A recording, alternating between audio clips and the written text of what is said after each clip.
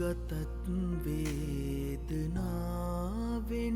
පිරි සිතත් සෝදුකින් බරවී දෙනෙත් අන්ද නොවී තිබුණත් ඉනුත් නැහැසුවේ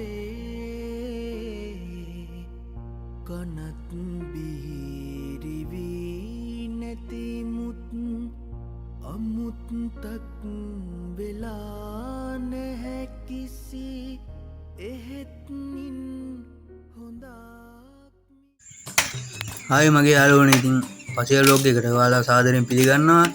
ඔන්න ඉතින් අපි අලුතින් වීඩියෝ එකක් ගෙනාවා වාඩියක කෑම හදන ක්‍රමයක්. ඉතින් කවුරුත් දන්නවා වාඩියේ කෑම හදන්නේ කොහොමද කියලා. දන්න කට්ටිය දන්නවා ඉතින් වාඩියේ කෑම රහ. අපි ඉතින් වැඩිදුරට කතා නොකර යන් ඉතින් අපි වීඩියෝ එකට. ඔන්න ඉතින් වාඩියේ කෑම හදන්න ඉතින් මොනව කරන්නද දර කපා ගන්න බෑ මුලින්ම. ඔන්න ඉතින් දර ටික නම් කපා ගත්තා. ඉතින් ඔහොම ඉතින් ලිපත් පත්තු කරගෙන මේ අපි ඉතින් ගන්න සූදානම් වුණා. ලිප පත්තු කරනවා කියලා කිව්වට ඉතින් ලිප පත්තු කරන එකත් ඉතින් පොඩි වැඩක් නෙමෙයිනේ. නිකන් පත්තු කළා ඉතින් වැඩක් නැහැ. ලිප බලන්න ඕන. මේක පිඹින්න ඕන, දර තියන්න ඕන. කොහමද ලිප ඉතින් අවුල ගන්න බෑ අපි. බලමු ඉතින් ලිප අපි අවුල ගමු ඉස්සල්ලා. මොනව කරන්නද ලිප අවුල ගන්න බෑ. දරත් එතයි ඉතින් මේ දවස්වල වැස්ස කාලුගුණේ අපිට ගොඩක් බලපාන.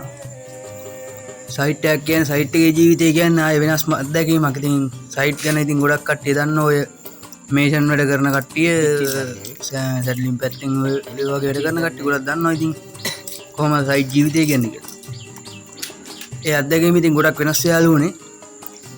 බලමු ඉතින් අපි වාඩි කෑමක් හදන විදිය ඔයාලට ඉතින් මුලින් ඉඳලම උගන්වනවා. මුලින් ඉඳලම පෙන්නනවා. බලමු ඉතින් ඔයාලත් මේ වගේ ඉතින් කෑමක් හදන්න වාඩි කෑම කිව්වට ඉතින් අපි ගෙවල් වල හදනවා වගේ තමයි හදන්නේ. ඒ වුණාට ඉතින් රසවල් ඉතින් ඊට වඩා වෙනස්. මොකද ගෙවල් වල තියෙන අඩුම කුඩුම ඉතින් අපිට ඉතින් ඔය හම්බෙන්නේ නැහැනේ. ඔය තියෙන එකක් දාලා මොකක් හරි ඉතින් කොහොම තමයි ඉතින් හදන්නේ.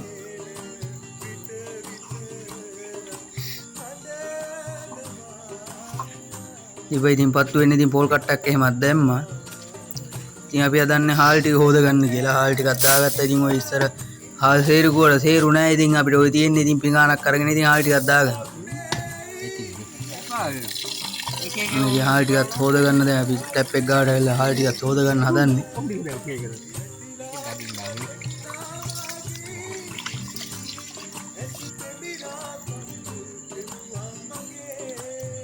ඔන්න යාළුවනේ හාල් ටිකක් හොදගෙන ඉවර වෙලා රම්පේ කොලේකුත් හොදගෙන ඉතින් අපි ආවා හාල් එකට ඉතින් ලුණු දා ගන්න ඕන.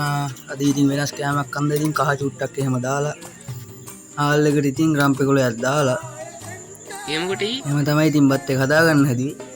අපි ඉතින් වාඩියේ ඉන්න කට්ටිය ගොඩක් අඩුයි. දැන් අපි ඉන්නේ දෙන්නයි තුන් දෙනයි. මං කොළ දෙකයි දෙකයි. ඉතින් අපිට ඕන විදිහකට ඉතින් මේ කෑම එක හදා ගන්න තමයි අපි සූදානම් වෙන්නේ. බලමු ඉතින් ඉදිරියට මේ කෑම එක හදන විදිය. මම විතරක් කතා කරලා හරියන්නේ නැහැ නේ. නතන පත තමයි.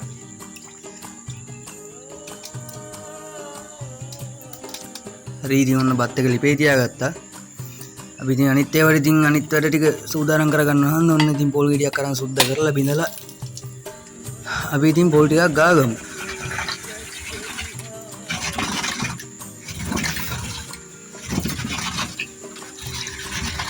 හරි ඉතින් ඔන්න පොල් ටිකක් ගාලා ඉවර වෙන්න ළඟයි. තා චුට්ටයි තියෙන්නේ. බත් එකක් තියෙන ගමන් ගින්දරත් හොඳ සැරට වදිනවා. පොල් කට්ටක් දැද්දාපුවම හොඳට ඇවිලෙනවා. අපි ඉතින් වෙනස් කෑමක් කරනවා. ඉතින් අපි ඔන්න ගෝ වෙඩියක් ගත්තා. ඉතින් කපන්න ගෝවා ව්‍යංජනයක් තමයි හදන්න හදන්නේ. ව්‍යංජනයක් කිව්වට ඒක නිකන් මැල්ලුමක් වගේ තමයි තියෙන්නේ. බලමු ඉතින් ඉස්සරහට කොහොමද හදන්නේ කියලා. ඉතින් වීඩියෝ එකත් එක්ක සම්බන්ධ වෙලා ඉන්නකෝ ඔයාලා.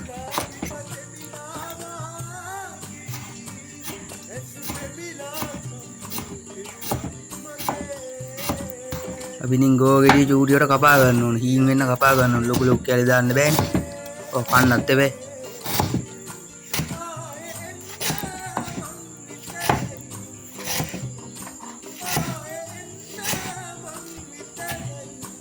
හරි ඉතින් අපි ගෝ ගෙඩියක් කපාගෙන අපි ඉතින් ඕක හදා ගන්න ඕන. හන්ද ඉතින් මේ ඕඩි ඉතින් අඩුම කුඩුම ඉතින් අපිට ඉතින් ලොකුවට හම්බෙන්නේ නැහැ ගෙවල් වල වගේ.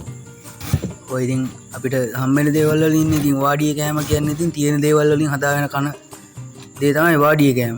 ඒක තියෙන දේවල් වලින් කියන්නේ තියෙන දේ ඉතින් අපි උපරිමයෙන් පාවිච්චි කරලා ඒකට කරන්න පුළුවන් උපරිමයෙන් සාධාරණයක් කරලා තමයි ඉතින් අපි කෑම එක හදාගන්නේ. මොකද ඉතින් වාඩි කෑම කියලා අපිට රහට නැතුව තියෙන්නත් බෑනේ. අපි ඉතින් කන කෑම එක ඉතින් රහට තියෙනවා. ගෙදර හදනවා වගේ රහට තියෙනවා. ඒ වුණාට ඉතින් දන්න කට්ටිය දන්නවා ඉතින් වාඩි කෑම කියන්නේ ගෙවල් කෑම වලට වඩා අමාරු රහයි කියලා. සමහරව ඉතින් ගෙවල් වල ගිහිල්ලා ඉතින් රණ්ඩුත් වෙනවා. වාඩි කෑම හොඳයි ගෙවල් වල කෑම වලට වඩා. දෙන්න. අපි ඉතින් බලමු දැන් වීඩියෝ එකේ අපි ඉතින් කපාගමු ලුණු ගෙඩියක් එහෙම කපා ගන්න ඕනනේ.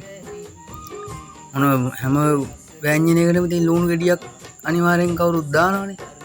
ගෙදර වුණත් ඉතින් අපි ඕවා දානවා. ඉතින් තියෙන දෙයින් කෑමයක් හදමු.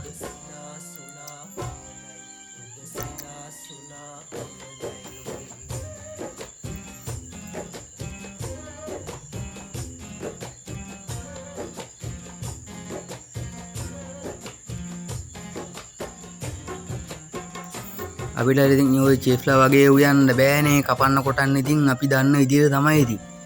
චෙෆ්ලා වගේ ඉතින් බෑ. ඔච්චර try කරා. අපි ඉතින් ලොකු චෙෆ්ලා නම් ඉතින් වාඩියක ඉතින් අපි ජීවත් වෙන්නේ නෑනේ.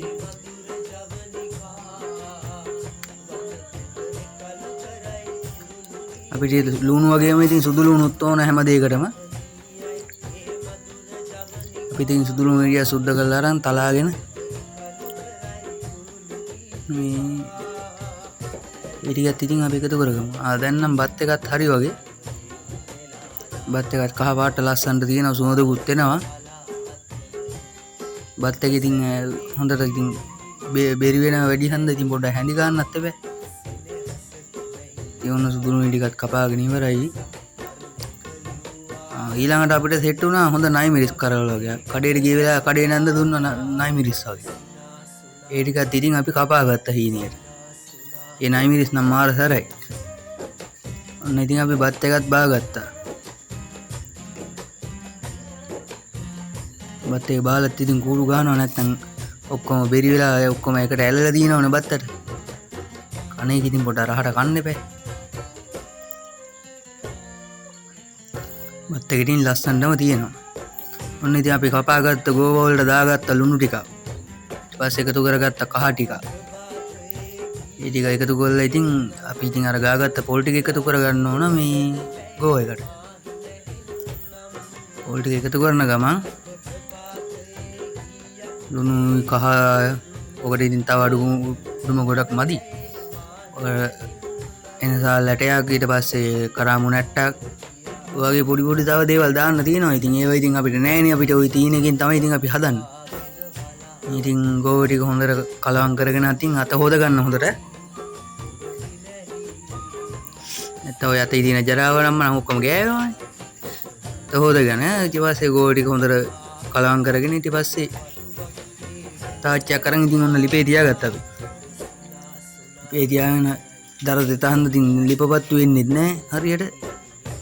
කොහොම හරි ඉතින් ලිපපත්තු කරගෙන පොඩ්ඩක් තාච්චිය රත් වුණාට පස්සේ තෙල් ටිකක් දාගෙන ඔන්න ඉතින් අබෑට ටිකක් දාගත්තා අපි.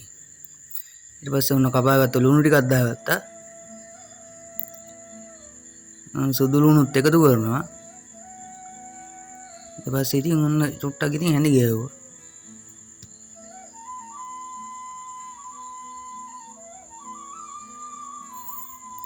හැඳි ගාමින් ඉඳලා හරියන්නේ නැහැ නේද? අපි දාගත්ත ඒ නන්දි අර කපාගෙන හොඳට පුළුත් එක්ක මික්ස් කරගත්තා. ඉතින් මේ ගෝ ටික අපි 4 දෙනා ඉන්නේ. ඉතින් ඔක වැඩි වේද කියලා කියන්න දන්නේ නැහැ. ඉතින් අපි ඉතින් මේ අපිට ඕන ගන්න හදාගන්න නැහැ නේ. පොඩ්ඩක් ඉතින් වැඩිපුර හදාගත්තා. වාඩිය කියන්නේ ඉතින් දන්නවනේ. ඊට පස්සේ ඉතින් ඒක ගෝ විතරක් කන්න බෑනේ. අපි ඔන්න ඉතින් පරිප්පු ටිකකුත් දාගත්තා. දාගෙන ඉතින් ඔන්න හොදනවා පරිප්පු ටික.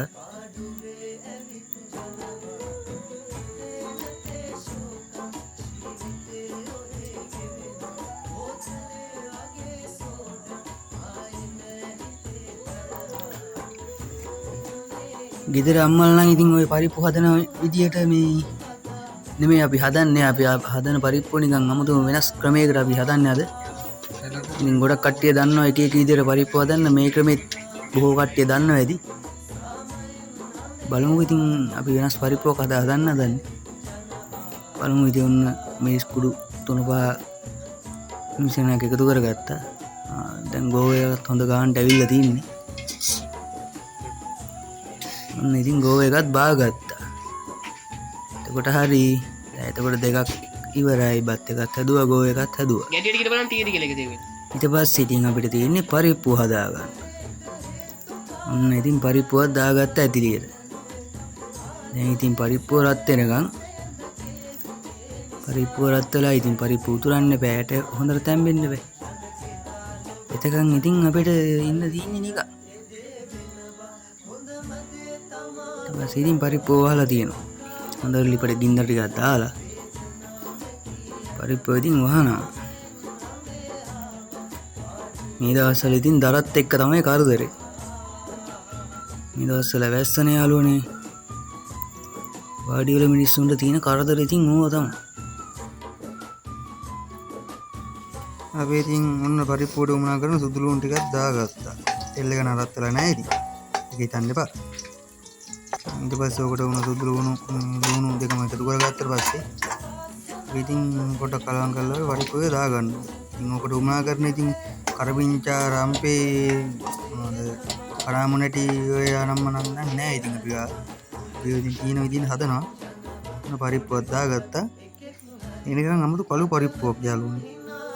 ඉතින් අපි ගෙවල් වල හදනවා වගේ කහ පාට පරිප්පු තැඹිලි පාට ඒ පාට වල ඉන්නේ තියෙන එක නිකන් කහ පාටයි.